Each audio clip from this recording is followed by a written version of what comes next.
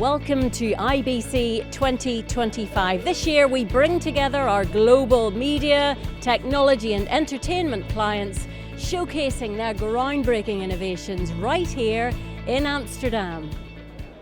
So IBC 2025 and we're on day 2 and I'm joined by Andy from Appier.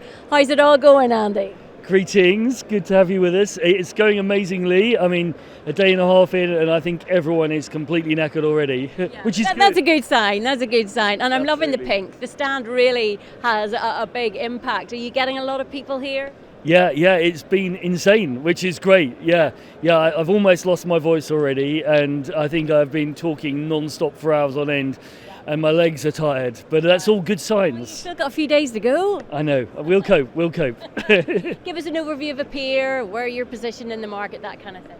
Okay, so Appier is focusing on live production infrastructure technology. So it's all about getting the pictures and the sound back from the cameras through into production. That's our core focus, and we do that very effectively at high density with any type of compression for many customers around the world, especially in North America and Europe. Wow, and you've been around for a while, not you personally, the company, so you're no stranger to these kind of shows. Yeah, absolutely. Yeah, so for me personally, I think this is IBC 33, which is a bit insane. You must have seen a lot of change in those years. Yeah, I was 5 when I first came.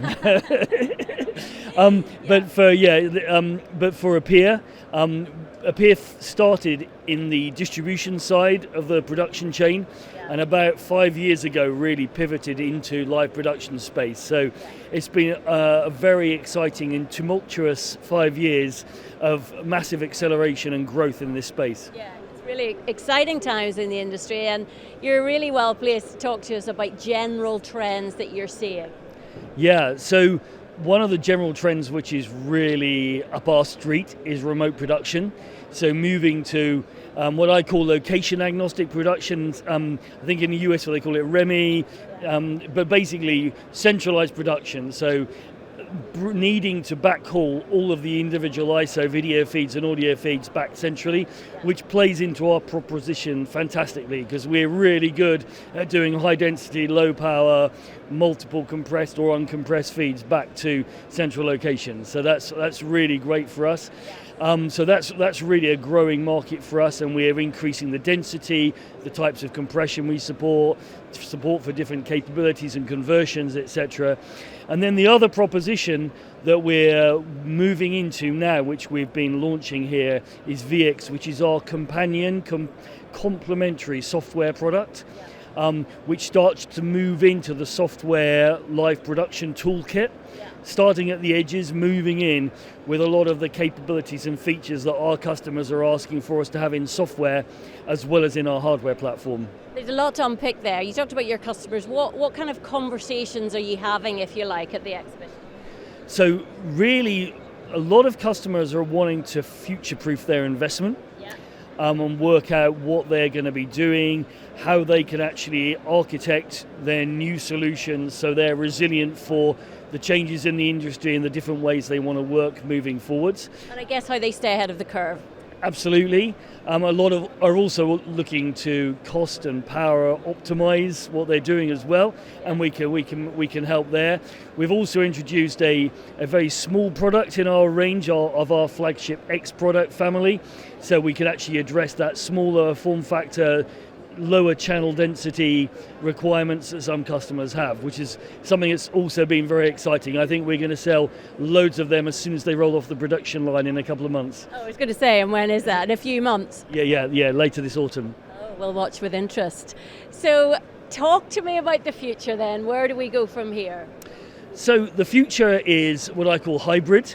In fact, I call the future double hybrid. So we see there's always going to be a need for our high density efficient units to go out in the field to actually backhaul all of the signals from wherever the live events that we're covering are based.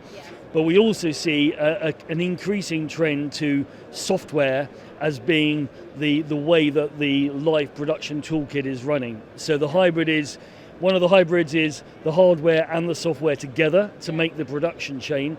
The other hybrid is, on that software side, whether people are hosting that software themselves on their own tin, or in their own data center, or whether that's hosted on public cloud. And we're going to see a hybrid of that as well. So people hosting some stuff themselves and hosting some stuff in public cloud. It's certainly a big theme across the board, isn't it, hybrid? Absolutely. And one of the really exciting initiatives that we are helping to lead this autumn globally is an initiative called MXL. I've got the badge here as well. And that's all about having open vendor interconnect in an efficient manner for software-based workflows for live production.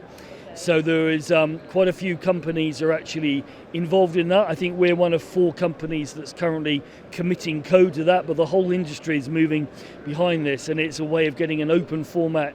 It's the 2020s version of SMPTE 2110 that was in the teenies. So it's the new emerging technology that everyone's going to be embracing to allow us to have an ecosystem that works for all vendors in this space. I love the way you sum that up. Listen, we'll watch with interest. Thank you so much for your time today, Andy. Thank you. It's great to have you here.